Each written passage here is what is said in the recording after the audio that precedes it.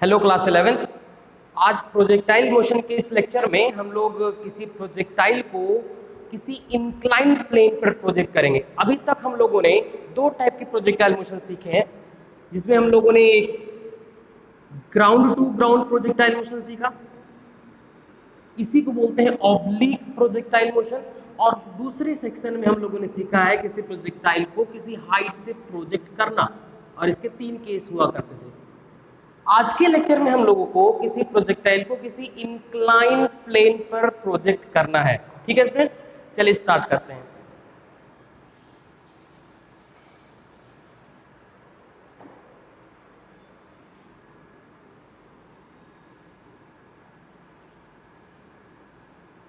Students, ये है आपकी x axis, original x axis मैं यहां पे बना रहा हूं, ओरिजिनल एक्स एक्सिस, और ये हुआ करता है ओरिजिनल वाई एक्सिस, या हुआ करता था। अभी इसकी इंपॉर्टेंस नहीं है। क्यों? क्योंकि आप इस प्रोजेक्टाइल को इस इंक्लाइन प्लेन पर, जो कि ऑलरेडी एक्स एक्सिस से अल्फा एंगल पर है, यहां से प्रोजेक्ट कर रहे हैं, और इसका जो इंक्लिनेशन है अल्फा है, और इस प्रोजेक्टाइल मोशन से प्रोजेक्शन एंगल जो है वो थीटा है।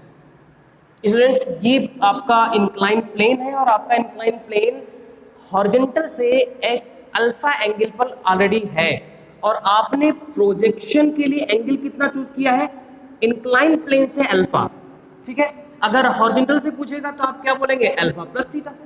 फिलहाल ये जो एंगल है वो इंक्लाइन प्लेन से मेजर किया हुआ है, थीटा। ठीक है स्टूडेंट्स, अब इसके दो कंपोनेंट करिए। एक कंपोनेंट u का इधर वाला जो इंक्लाइन प्लेन के अलोंग होगा, कितना हो जाएगा स्टूडेंट्स? ये हो जाएगा u cos थीटा। और एक इंक्लाइन प्लेन के परपेंडिकुलर, u का एक कंपोनेंट जो इंक्लाइन प्लेन के परपेंडिकुलर होगा, वो कितना हो जाएगा? ये हो जाएगा u sin थीटा। इंक्लाइन प्लेन को हम लोग x प्राइम एक्सिस चूज कर रहे हैं या मान ले रहे हैं, और इंक्लाइन प्लेन के परपेंडिकुलर इसको हम लोग y प्राइम मान ले रहे हैं। मतलब आपने क्या किया है कि इसको x एक्सिस और y एक्सिस को टिल्ट कर दिया है अल्फा एंगल पर, तो ये भी अल्फा ही होगा। फिलहाल इसकी जरूरत नहीं है। ठीक है, अब यहां पर g के भी कंपोनेंट करिए। क्यों? क्योंकि g तो डाउनवर्ड डायरेक्शन में हुआ करता था, लेकिन कब? जब हम ऑब्लिक प्रोजेक्टाइल की बात करते थे। अभी यहां पर g डाउनवर्ड ही है, लेकिन इसके दो कंपोनेंट यूज होंगे, एक तो इंक्लाइन प्लेन के अलोंग और एक इंक्लाइन प्लेन के परपेंडिकुलर। एक है इंक्लाइन प्लेन के परपेंडिकुलर और इंक्लाइन प्लेन के अलोंग, या इंक्लाइन प्लेन के पैरेलल। ठीक है स्टूडेंट्स, ये अगर अल्फा है तो ये भी अल्फा होगा। अब इसमें कुछ स्टूडेंट्स को प्रॉब्लम हो सकती है कि कैसे अल्फा। देखिए जरा यहां पर, ये आपका g, ये एंगल है अल्फा, तो ये कितना हो जाएगा? ये 90 है, आप यहाँ पे परपेंडिकुलर ड्रॉप कर रहे हैं, ये अल्फा, ये 90, तो ये हो जाएगा 90 माइनस अल्फा। ठीक है, अब इसके दो कंपोनेंट करिए, एक इस इंक्लाइन प्लेन के परपेंडिकुलर और एक इंक्लाइन प्लेन के पैरेलल।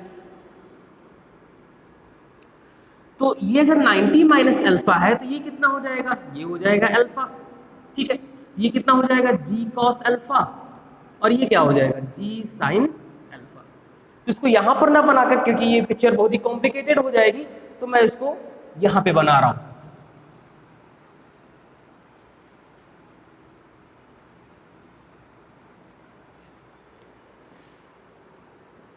g के कंपोनेंट कौन कौन से हो जाएगा?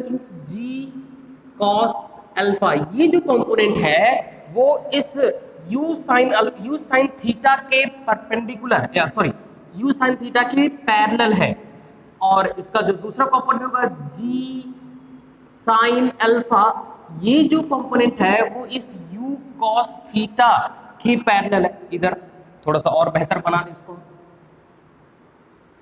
ऐसे।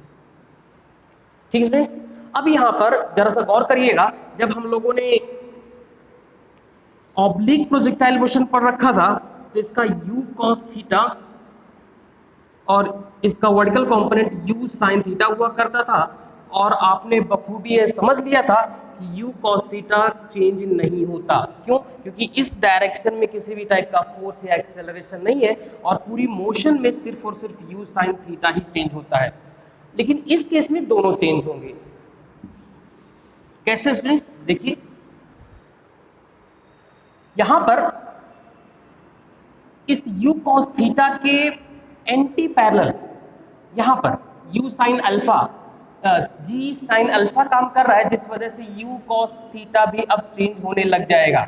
ठीक है स्टूडेंट्स, तो इस बार दोनों टाइप के जो मोशन है वो एक्सेलरेटेड मोशन की कैटेगरी में आएंगे, और आपको क्या यूज करना पड़ेगा? इक्वेशन ऑफ मोशन यूज करना पड़ेगा।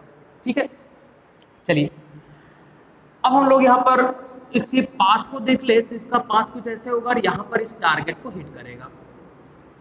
फर्स्ट हमको कैलकुलेट करना है फ्लाइट टाइम। फ्लाइट टाइम कैसे निकालेंगे स्टूडेंट्स? अगर हम इस इंक्लाइन प्लेन के रेफरेंस में देखें, मतलब हम एक ऑब्जर्वर को इस इंक्लाइन प्लेन पर खड़ा कर दें, तो इस ऑब्जर्वर के रिस्पेक्ट में वर्टिकल डायरेक्शन में डिस्प्लेसमेंट कितना हुआ है? 0 वर्टिकल डायरेक्शन में, क्योंकि इस इंक्लाइन प्लेन से जितना ऊपर गया है उतना ही नीचे, मतलब इसी लेवल से स्टार्ट किया था और इसी लेवल पर ये प्रोजेक्टाइल गिरा है यहाँ पे। तो यहाँ पर लेवल का चेंज नहीं हुआ है, इसी लेवल पर पहले से था, अभी भी इसी लेवल पर है। मतलब कि अगर इस इंक्लाइन प्लेन के रिस्पेक्ट में देखें तो वर्टिकल डिस्प्लेसमेंट कितना है? 0 है। ठीक है, जैसे हम लोगों ने ऑब्लिक प्रोजेक्टाइल मोशन में देखा था, ग्राउंड के रिस्पेक्ट में वर्टिकल डिस्प्लेसमेंट 0 हुआ करता था, हॉरिजॉन्टल को रेंज बोलते थे। यहाँ पर भी इस इंक्लाइन प्लेन के रिस्पेक्ट में वर्टिकल डिस्प्लेसमेंट 0 है।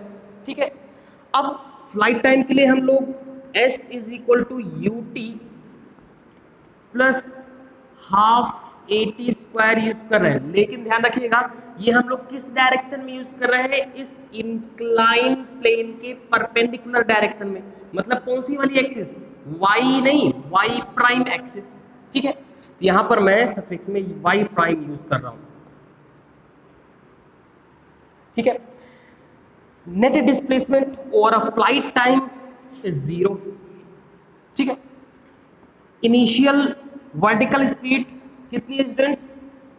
u sin थीटा, और इस स्मॉल टी को हम लोग फ्लाइट टाइम कैपिटल टी बोल रहे हैं, प्लस हाफ ए वाई प्राइम। इस डायरेक्शन में y प्राइम एक्सिस में एक्सेलरेशन है g cos अल्फा, और देखिए स्टूडेंट्स u sin थीटा के जस्ट अपोजिट है, इसलिए माइनस g cos अल्फा, और ये फ्लाइट टाइम का स्क्वायर। ठीक है, इसको इस तरफ ले आइए, तो half g cos alpha t square is equal to u sin theta into t और t यहाँ पर कंसिडर हो जाएगा, और आपको फाइनल रिजल्ट मिलेगा t is equal to 2u sin theta by g cos alpha.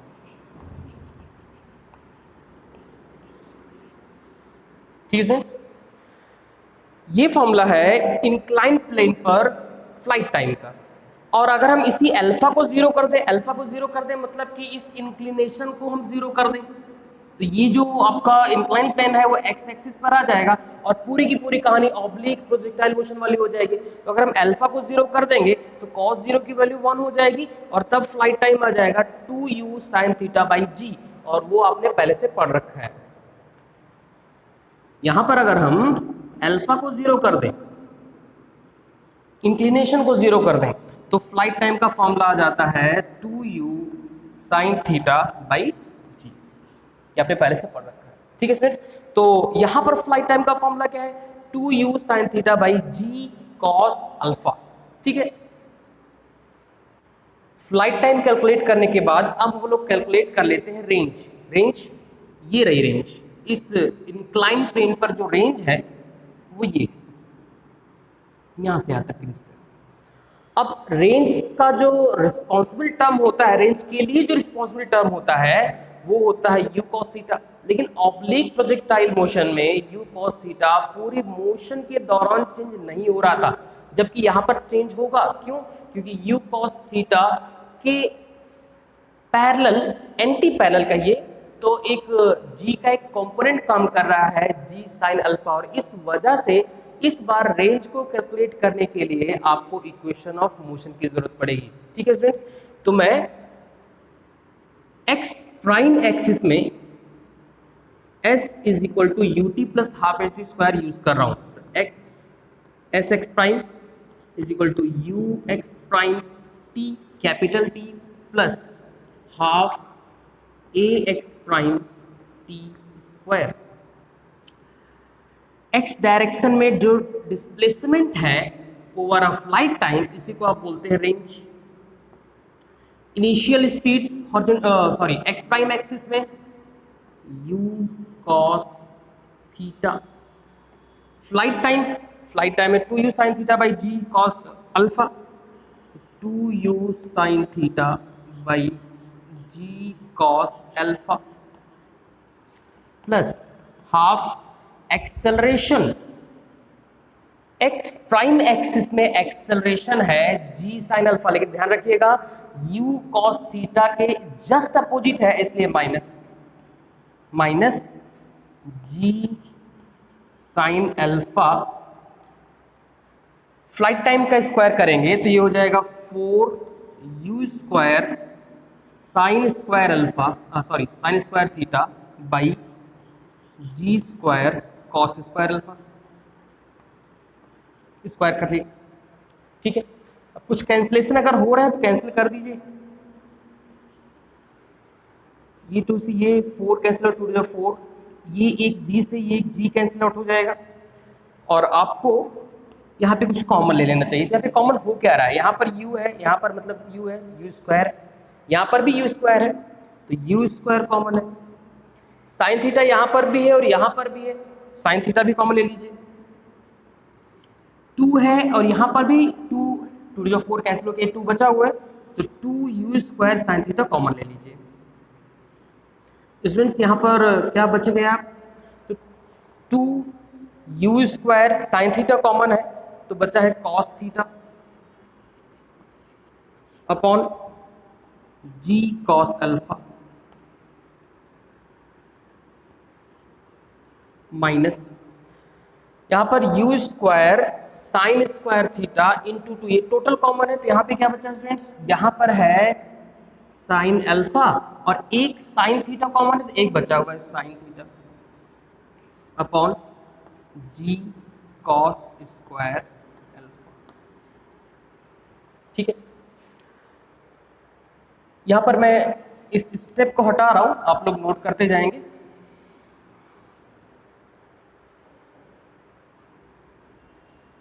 Range is equal to 2u square sine theta, और यहां पर आप एलसीएम ले लीजिए स्टूडेंट्स। यहां पर एलसीएम कितना हो जाएगा, एलसीएम हो जाएगा g कॉस स्क्वायर अल्फा, इससे ये कैंसिल आउट हो जाएगा, तो एक कॉस अल्फा अभी बचा हुआ है और ऊपर कॉस थीटा है, तो देखिए यहाँ पे क्या हो जाएगा, cos theta cos alpha minus ये पूरा पूरा इससे कैंसिल आउट हो जाएगा, तो यहाँ पर 1 आएगा रिजल्ट और 1 यहाँ पे मल्टीप्लाई करेगा, तो ये हो जाएगा साइन अल्फा साइन थीटा। ठीक, ये छोटी सी मैथमेटिक्स यहाँ पर यूज करा है हम लोगों ने। और स्टूडेंट्स यहाँ पर कुछ ट्रिग्नोमेट्री के फॉर्मूले हैं जो शायद कुछ स्टूडेंट्स को नहीं लर्न होंगे, अब इसको आप लोग लर्न जरूर रखेंगे। मैं कुछ यहाँ पे लिख रहा हूँ, इस फॉर्मूले को आप लर्न रखेंगे। साइन ए प्लस बी, दो एंगल्स के सम का साइन, ये होता है sine A cos B plus cos A sine B. Next sine A minus B,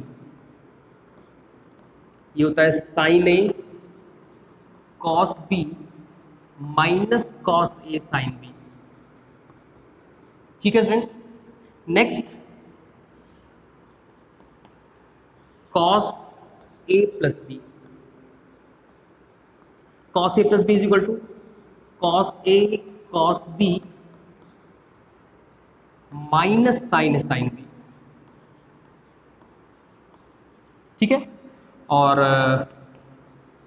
cos A minus B cos A cos B plus sign A sine B, ठीक है। ये mathematics के student तो इसको बहुत अच्छे से जानते होंगे, या फिर नेक्स्ट कुछ चैप्टर्स में आप लोग जानेंगे, लेकिन जो मेडिकल के हैं या फिर जो बायोलॉजी से बिलोंग करते हैं उनको थोड़ा प्रॉब्लम होती है, तो आप इसको नोट कर लें और रेगुलर इसकी विजिट किया करें, ठीक है स्टूडेंट्स। यहाँ पर देखिए स्टूडेंट्स, यहाँ पर cos theta cos alpha minus sine theta sine alpha कुछ इस टाइप का है, तो यहाँ पर कौन सा वाला फॉर्मूला बन रहा है स्टूडेंट्स, यहाँ पर माइनस है तो ये प्लस वाला बन रहा है।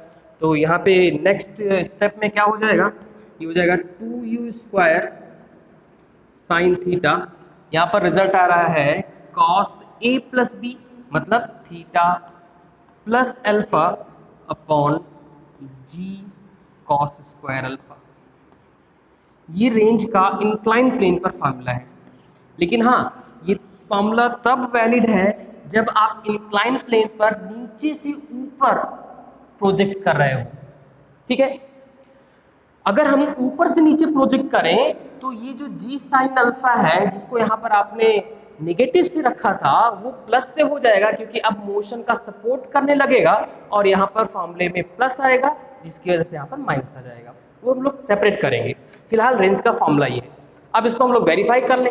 अगर ये अल्फा 0 हो जाए, मतलब ऑब्लिक प्रोजेक्टाइल मोशन की बात कर लें, तो अल्फा को 0 करें तो ये हो जाएगा 2u² sine theta cos theta by cos theta, क्यों, क्योंकि यहाँ पे अल्फा तो 0 हो गया और यहाँ पर 0 हो जाए तो ये हो जाएगा 1, तो ये मिल जाएगा आपको 2u² sine theta cos theta by g, ये रेंज का। लेकिन हाँ ये कब है, जब अल्फा 0 हो जाए, मतलब ऑब्लिक प्रोजेक्टाइल की बात करें तो 2u sine theta 2 sign theta cos theta, ये हो जाता है साइन 2 थीटा, ठीक है।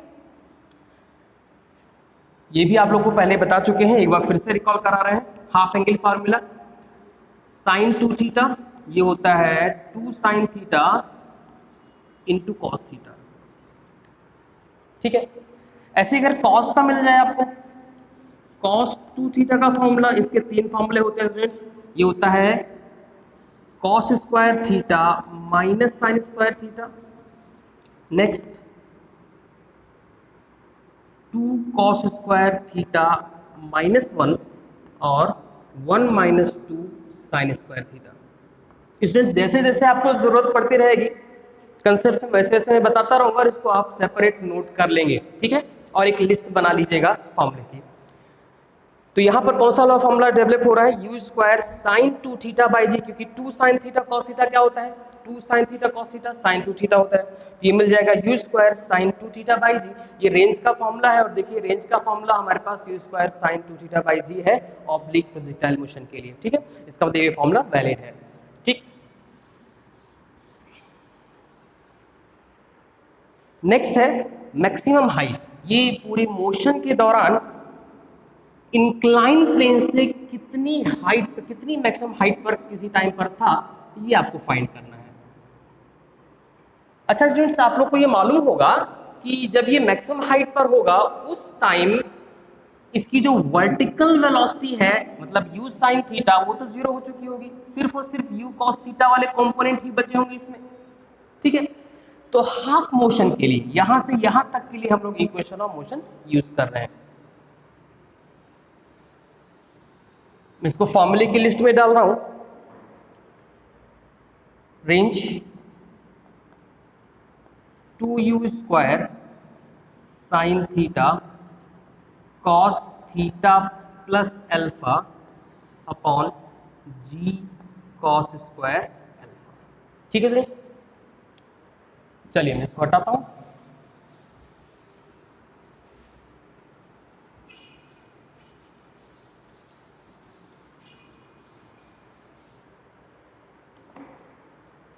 मैक्सिमम हाइट का कैलकुलेशन कर ले तो मैक्सिमम हाइट के कैलकुलेशन के लिए हमने ये पहले पता लगाना होगा कि हाइट कवर क्यों कर रहा है। तो कवर किस लिए कर रहा है, क्योंकि इसके पास इस इंक्लाइन प्लेन के परपेंडिकुलर स्पीड का एक कंपोनेंट है u sin थीटा, लेकिन वही कंपोनेंट यहाँ पर आते आते जीरो हो चुका है।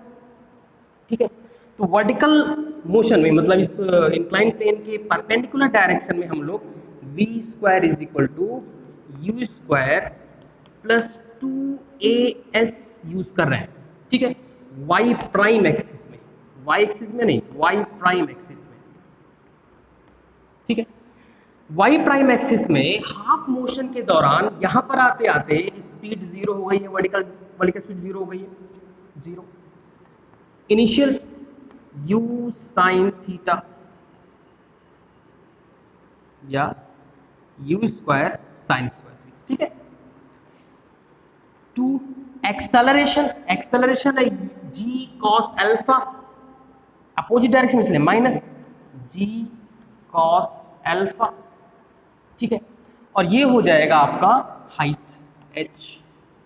इसको इस तरफ ट्रांसफर करिए, तो 2g cos alpha into h is equal to u square sine square theta.